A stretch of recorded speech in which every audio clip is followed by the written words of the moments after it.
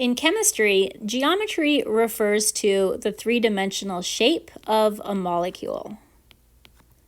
And in this video and in the next few videos, I'm going to teach you how to use a Lewis structure to predict the geometry of any molecule. The geometry of a molecule is based on something that we call the areas of electrons. It is based specifically on the areas of electrons that are located on the molecule's central atom. I use the term areas of electrons a lot when we're talking about geometry, so I like to abbreviate it AOE just to save some space. An area of electrons is defined as either a lone pair or any type of bond. A single bond, a double bond, or a triple bond. So again, the geometry, which is the three-dimensional shape of a molecule, is based on the areas of electrons, the bonds and lone pairs that are located on the central atom of a molecule. The idea here is that because these bonds and lone pairs are all negatively charged because they contain electrons, the bonds and lone pairs like to arrange themselves so that they're as far apart from each other as possible. We call this the VSEPR theory, the valence shell electron pair repulsion theory. And again, this theory just simply states that because each bond is full of negatively charged electrons and the like charges repel each other, the bonds like to spread out as far apart from each other as possible to minimize that negative to negative repulsion. So because the geometry is based on the number of areas of electrons, the bonds and lone pairs, the Lewis structure is a really great tool to use to predict a molecule's geometry because the Lewis structure shows us all of the bonds and lone pairs in a molecule. So it's just a really easy visual. Whenever you're asked to determine the geometry of a molecule, the first thing that you should always do is start by drawing the molecule's Lewis structure. And I've already done that for two molecules that we're going to use in this video. Once we've drawn the Lewis structure for the molecule, what we really need to do is focus our eyes on the central atom. So we need to focus here on the center atom, or for AlCl3, when it comes time for that one, we're going to focus on the aluminum because it is the central atom. And what we're trying to do is determine how many areas of electrons are located on this central atom.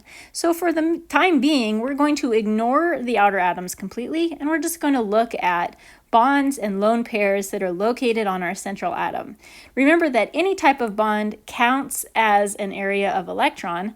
So when we're looking at this carbon atom, we can see that it has two areas of electrons. It has a single bond, and it also has this triple bond. So we have two areas of electrons for the HCN molecule.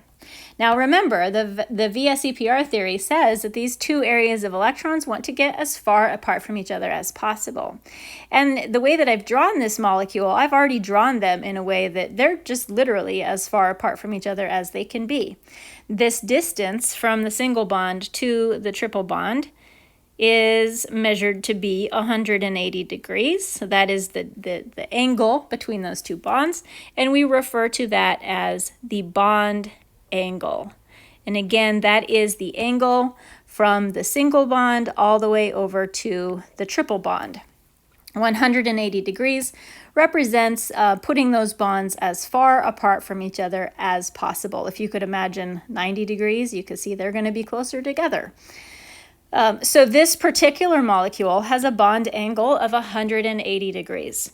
Whenever we have two areas of electrons around the central atom, we are always going to have a bond angle of 180 degrees. And the geometry, specifically we're going to call this the electron geometry.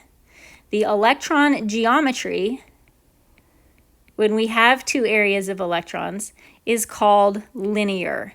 So the name that we give to this particular type of geometry is linear. And that name should make sense because our bonds are arranged in a linear pattern.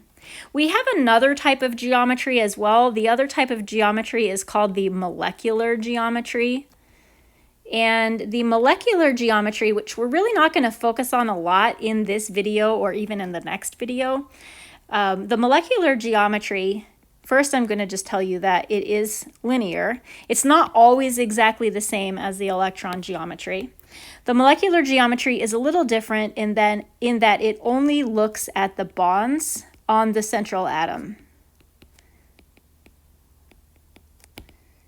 Whereas the electron geometry looks at all areas of electrons. So the electron geometry is looking at the bonds as well as the lone pairs on the central atom, where the molecular geometry only looks at the bonds. And I just realized that I spelled linear wrong twice.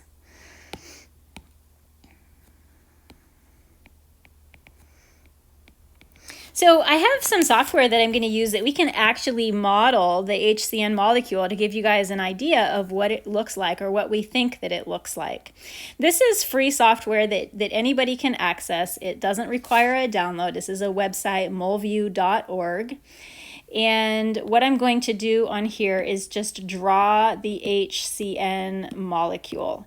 And so to do this, you can see I'm just clicking on the atoms, and then over on the left-hand side, I'm connecting the atoms to their bonds. And this did cause the hydrogen atom to disappear, but that's okay. And for this particular purpose, I don't need to actually put that lone pair of electrons on that outer nitrogen, because we're just only focusing on the central carbon atom. So I'm going to turn that drawing that I just did into a three-dimensional structure, which is down here. The white sphere on the left is the hydrogen atom, gray in the center is the carbon, and blue is the nitrogen. And I'm going to rotate this so you can see that those three atoms are arranged in a perfect linear pattern. And if you look at the angle, if you imagine your mathematical geometry, if you look at the angle between the triple bond and the single bond, you can confirm that it is definitely a 180-degree bond angle. So this is what we visualize the HCN molecule to look like. And then again, as you can see, the name linear should make sense to you because it is a linear shaped molecule. So let's take a look at our other molecule here. We have AlCl3 as example number 2. And again, we're going to be focusing on the central atom and counting how many areas of electrons are around that central atom. So for a little while, we're going to be ignoring these chlorines and just looking at how many areas of electrons we have around aluminum. The aluminum has 3 areas of electrons. And again, these 3 areas of electrons are going to attempt to arrange themselves so that they are as far apart from each other as possible. Referring back to what you know from mathematical geometry, you should probably be able to figure out that the angle between these 3 areas of electrons is 120 degrees when they are as far apart from each other as possible.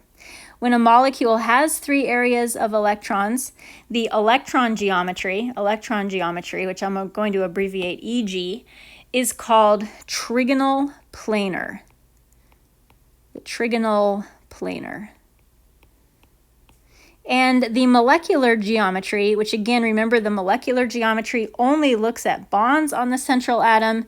In this case, all of our areas of electrons on the central atom are bonds. So the molecular geometry for this molecule is trigonal planar as well. Again, I will be spending more time talking about molecular geometry in a few videos. So let's go back to that modeling software and let's take a look at what trigonal planar looks like and what the aluminum trichloride AlCl3 molecule looks like. So for this, I have got to pick a different atom with the aluminum in the center. I'm going to put the 3 chlorines around it, and I'm going to connect with single bonds. And again, we don't need to worry about putting lone pairs on the chlorines because we're only focusing on the central atom, aluminum. And I am going to now turn this into a 3-dimensional shape, and here it is down here. Obviously, the chlorines are green, and the kind of the grayish in the middle is the aluminum. And you can see that the angle between those single bonds is 120 degrees. Now, the trigonal aspect of the name trigonal planar comes from the shape that we get if we look at the outer chlorine atoms. So you can envision a triangle. They kind of make a triangle shape. And then the planar aspect of it comes from the fact that these atoms, all four of them, are all in the same plane. So they're all flat. It's like just kind of like a two-dimensional shape. So again, it is trigonal because if you draw a line from chlorine to chlorine to chlorine, you get a triangle. And it's planar because all of the atoms are just all in the same plane.